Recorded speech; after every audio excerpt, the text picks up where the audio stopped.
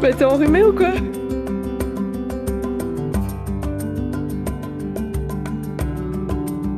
Nous sommes chez Awani, qui est une communauté dans le nord de l'Inde, dans l'Uttarakhand, dans un petit village perdu. Nous avons mis plus d'une journée pour y arriver. Ici, c'est une communauté qui a été créée en 1999. Au début, ils ont commencé en équipant les villages de panneaux solaires pour l'électricité, puisque les villages sont complètement isolés. Les villages n'avaient pas forcément d'argent à leur donner contre ces panneaux solaires. Et donc, ils se sont rendus compte que ces villageois, ils avaient un vrai savoir-faire traditionnel en tissage et en travail textile en général. Et donc, ils ont commencé à monter des projets ensemble.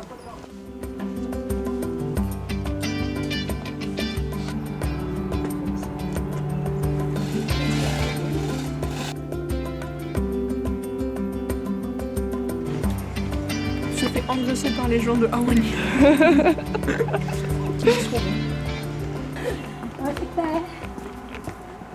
Il y a beaucoup de villages qui sont impliqués dans ce projet, mais nous sommes aujourd'hui sur le site principal de Awani, ce qui s'appelle le campus, et qui est aujourd'hui complètement autonome, donc autant en électricité qu'en eau, qu'en nourriture. Donc on va aller vous montrer tout ça, c'est assez fascinant.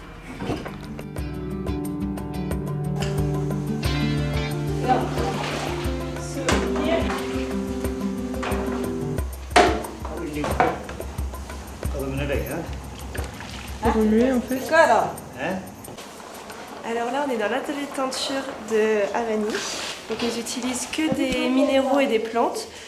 Toutes les plantes sont produites sur place ou dans le réseau des villages.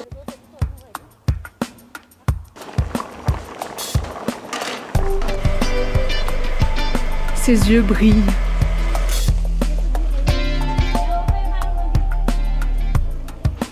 Le rouge là, c'est la boum.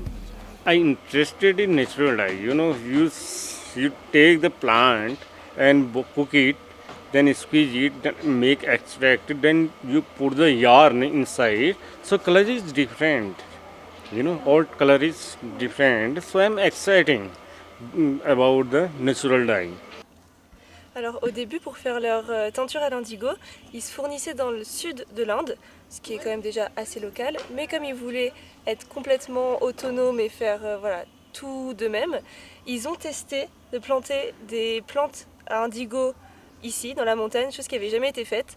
La première année, c'était bof bof, la deuxième un peu mieux, et la troisième, ça a commencé à vraiment rendre.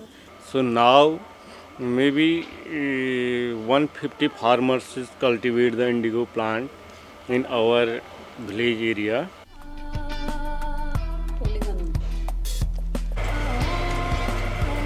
Ils extraient là-bas le pigment, l'indigo, ils le travaillent donc sous forme de pâte, je crois, ou de poudre.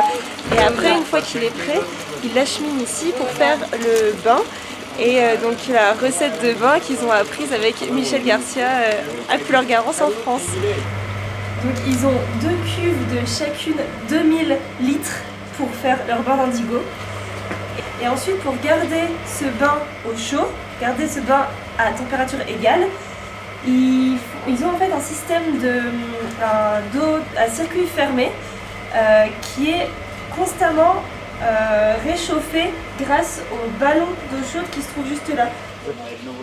My background is geography, Master of Art in Geography. And I came here 26 December 2004. So first I came in natural dye unit. Okay, so first I try all total local plant, our local plant, and lot of research and development.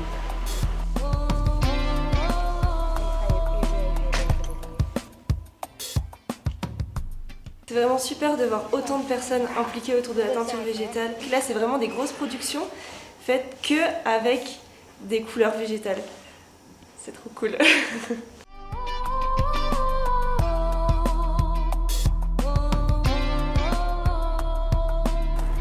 Afin d'être autonome en eau, pendant la saison des pluies, ils récupèrent l'eau. Donc en gros, sous tous les bâtiments, il y a des gros containers qui leur permettent de stocker l'eau. Cette eau-là, elle va leur servir pendant 8 mois, donc elle sera filtrée et ensuite ils vont l'utiliser partout. Comme ils sont aussi autonomes en fruits et légumes et que cette eau-là ne suffisait pas pour les personnes qui habitent là et la nourriture, les bêtes et tout ça. Du coup, ils ont développé un système de circuits fermés. Donc, ils récupèrent l'eau, les eaux usées qui ont été utilisées par les gens, ils les filtrent. L'eau, elle passe par plusieurs filtres et ensuite, elle sert pour l'irrigation et pour les travaux de jardinage. Voilà.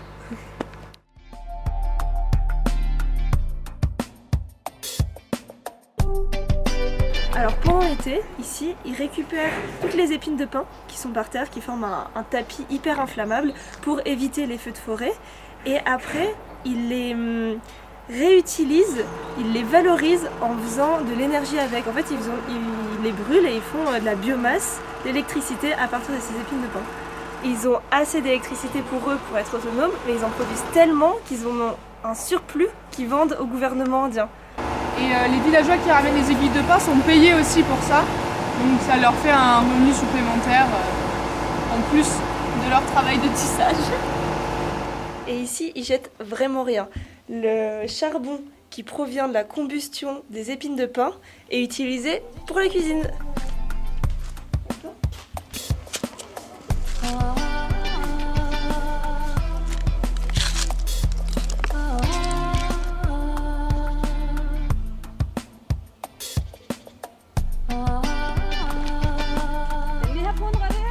On va dans un autre village de Awani et ça secoue un peu.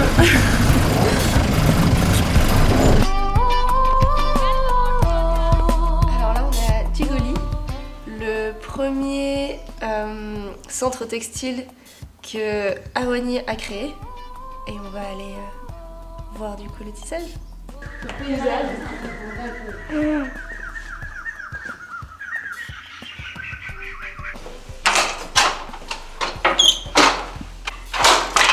Donc là, Kamla est en train de tisser sur un métier traditionnel. Donc c'est un métier manuel avec des pédales.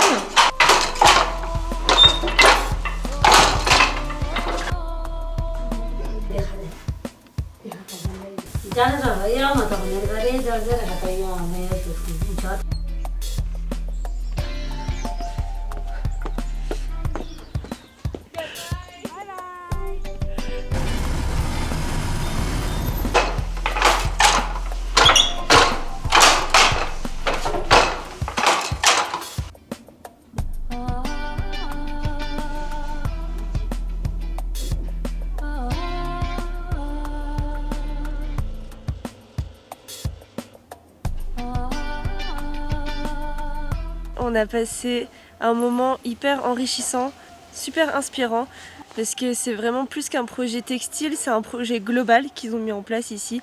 Ils sont devenus autosuffisants, enfin autonomes.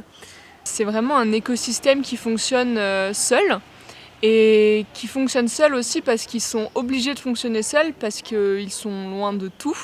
Finalement, cette contrainte, ça leur a permis de développer des technologies assez très innovantes et en même temps très durables parce que l'eau qui sert à se laver, qui sert à faire la teinture, qui sert à tout, elle est filtrée pour ensuite servir à arroser les plantations qui vont redevenir de la teinture. Donc c'est un cercle vertueux continu.